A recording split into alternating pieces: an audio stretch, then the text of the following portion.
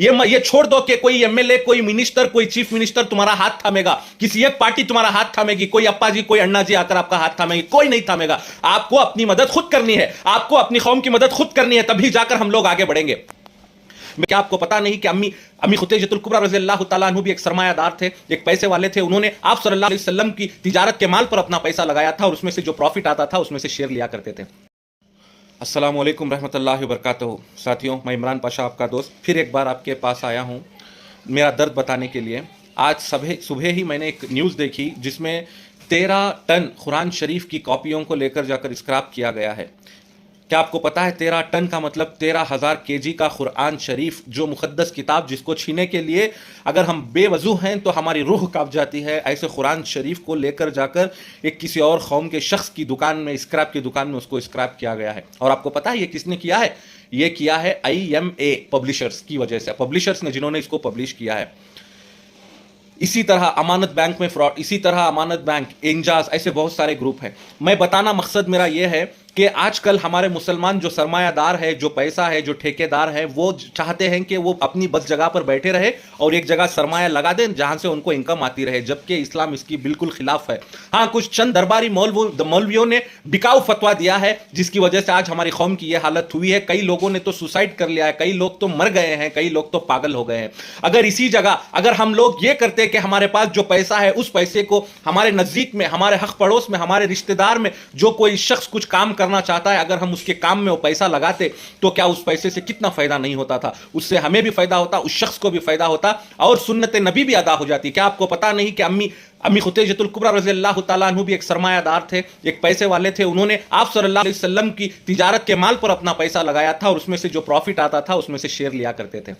हमने दिन की दूरी होने की वजह से आज हमारी कौम की नौबत आई है। हमारी बच्चियां, हमारी लड़कियां किसी और कौम के पास जाकर काम कर रही हैं और उनसे नाजायज रिश्ते बना रही हैं। क्या आपको पता है?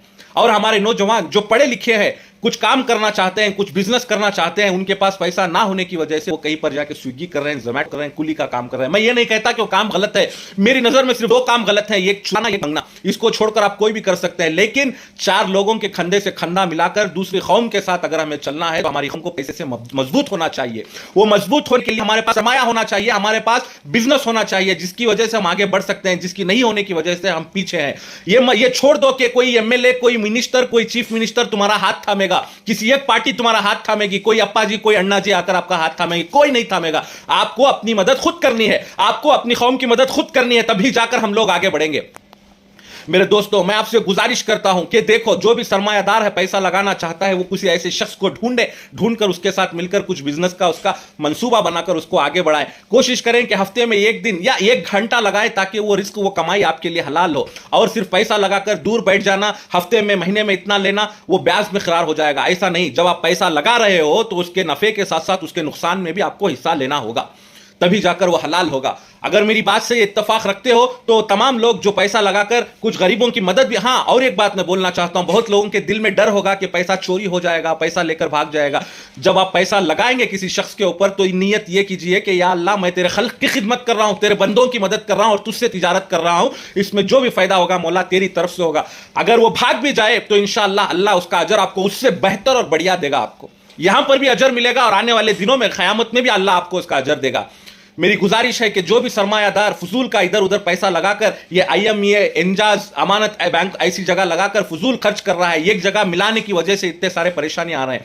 एक आदमी के साथ मिलकर कीजिए, जितना हो सके 1 आदमी, 2 आदमी, 3 आदमी के साथ मिलकर कीजिए। अगर आपकी ख्वाहिश है, अगर आप कुछ करना चाहते हैं तो हमसे आप कीजिए, अगर नहीं होता तो हमसे राब्ता कीजिए, कमेंट कर बताइए। नहीं, और जो लोग जुड़कर काम करना चाहते हैं, जिनको पैसे की मदद चाहिए, इंशाल्लाह आप भी कमेंट कीजिए। अगर हमें आपके लोकेशन में, आपके डिस्ट्रिक्ट में, आपके मोहल्ले में, आपके सिटी में अगर कोई ऐसा शख्स मिला तो हम आप उसको मिलाएंगे, उससे आपको मिलाएंगे। और वो मेरे भाई, वो मेरे दोस्त जो हमारे साथ जुड़कर इस मुकद्दस मुहिम में हिस्सा लेना चाहते हैं, कौम और मिल्लत के लिए, सोसाइटी के लिए, तो वो भी मेरी टीम के साथ जुड़ सकते हैं। हमारी टीम ऑल ओवर इंडिया में इंशाल्लाह आपकी सपोर्ट करेगी, आपकी तायीद करेगी। और आने वाले दिनों में इंशाल्लाह हम एक ऐसा एक इदारा कायम करेंगे, जो एक NGO कायम करेंगे कि जो ये बिजनेस रिलेटेड आइडियाज आपको एक कॉन्फ्रेंस के जरिए या ट्रेनिंग के जरिए दिया जाए, और जो इन्वेस्टर्स है और जो बिजनेस करना जानते हैं उनको हम आपस में मिला सकें। अगर मेरी बात से इत्तेफाक रखते हैं तो ये जिस ज़रूरतमंद को ये मेरी वीडियो शेयर करें।